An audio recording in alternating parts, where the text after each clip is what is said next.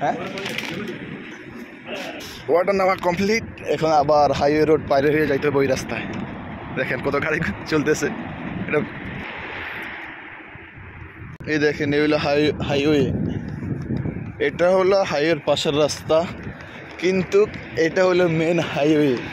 দিনের বেলা আপনি এই রাস্তা দিয়ে হাঁটি আসতে পারবেন না। এই গাড়িগুলো দেখছেন, এগুলো হলো রাত্রেবেলা পাগলা গাড়ি। এই হাইওয়ে রোডে আসে রেসিং খেলে গাড়ি নিয়ে। হাইওয়ে রোডে এগুলো ফুল হাইওয়ে, এটা ক্রস করতেছে। এখন কোনো গাড়ি নাই এখন, কিন্তু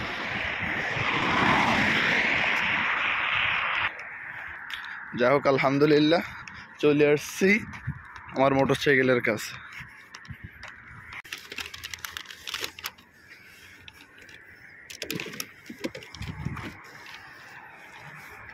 বাস